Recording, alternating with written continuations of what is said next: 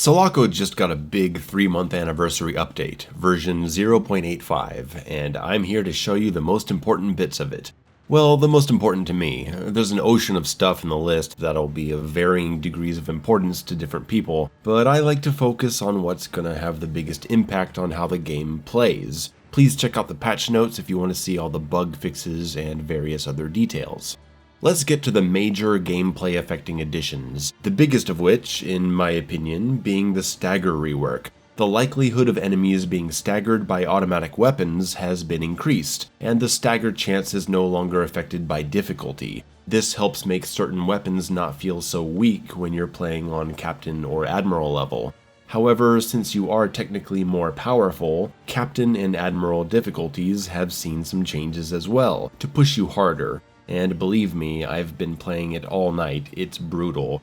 The game feels a lot more consistent and under your control with the automatic weapons having a better stagger chance. It really is kinda game changing. Enemy damage has been increased by 10% on Captain, and for Admiral it's 15%. Admiral also sees enemies 10% more likely to throw grenades, and they can now deal critical strikes. Every bullet has a 10% chance to be a critical strike. These deal 25% more damage than regular attacks. This hurts, trust me. If you're walking around at minimum HP, you can just suddenly die. I'm not sure how I personally feel about this addition. I think Admiral would be suitably challenging without it, but hey, we'll see what the players think.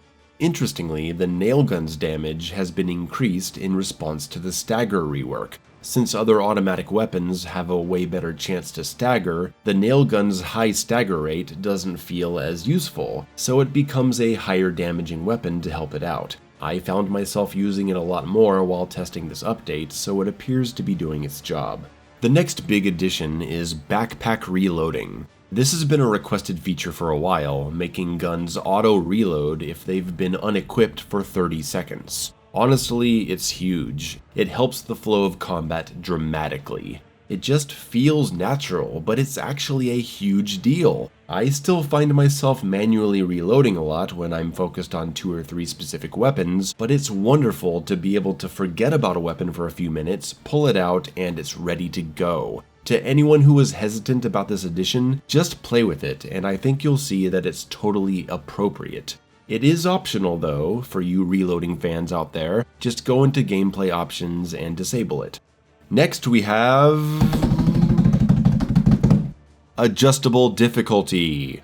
One of the biggest issues when the game launched in early access. People picking a difficulty that was too high for them, but only realizing that after several hours, and feeling like they were stuck playing a game they weren't enjoying because they couldn't change the difficulty.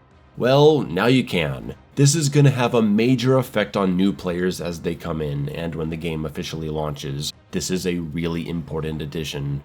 Next up is the grenade rework. The physics of grenade bouncing have been completely rebuilt. They behave much more like you'd expect them to, and there's a lot less of a wind-up to them, making you throw them quite quickly. With that change, you can use them a lot more reactively, similar to the addition of the quick swap upgrade they added for the shotgun. SELACO is making certain options better for reaction moments, and that's great. Continuing with the gameplay updates, we have smart ammo pickups. If you pick up an ammo box but you don't need all of it, the box now remains with whatever ammo you left in it, so you're not wasting pickups. We also have healing stations placed in save rooms, allowing a limited number of uses to heal 10 HP. You'll also find these in key rooms around the levels. We also have some AI changes. The Juggernaut has seen its explosive resistance restored, making them harder to deal with. Riflemen now have a lower chance of dropping ammo and a higher chance of throwing a grenade. Soldiers can now throw grenades at the player's last known position. This allows the soldier to flush out the player if they choose to hide. I'm definitely feeling this one, and it's an awesome new sense of pressure. Stealth kills are now more reliable, and melee kills from the back will now insta-kill the enemy. Before this, I completely ignored the stealth option because it felt so inconsistent. Now I'm incorporating it more. Good change. And how about more weapon changes? The rifle and SMG have significantly reduced damage randomization, making them much more consistent and predictable in their kill time. The plasma rifle has an increased hitbox on its projectiles to match the sprite.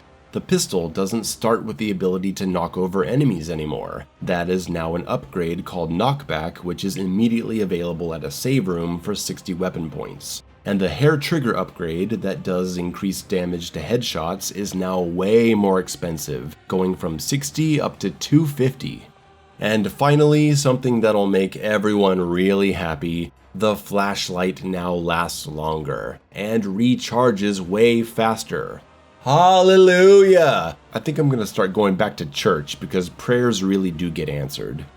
But while we're answering prayers, hey, Nextstick, how about that fix to the SMG to make the primary SMG keep firing while you're putting away the second SMG? And why can't we just hold E and drag barrels? What's with this constant tapping to pull something backwards? That's gotta be fixable, right? Speaking of fixable, I think an issue has been introduced in this update, but if I'm wrong, let me know. You're not supposed to be able to save your game when there's enemies around. However, with this update, I'm able to save at any moment. This has led to me being able to save scum when I wish I couldn't, and much worse, saving right before something shoots me in the back, causing me to get stuck in infinite death loops reloading my most recent save. Is the game supposed to allow saves coming now? I don't recall seeing that in an update, so I'll wait for an answer on that. I'm pretty sure it's a bug, and maybe it'll be fixed right after this video goes up. So that's the update regarding what affects how the game feels to play. Nearly universal positive changes in my opinion. And there's a lot more to read about in the patch notes regarding mutators, visual effects, bugs, sound effects. If you're a SELACO fan, check it out.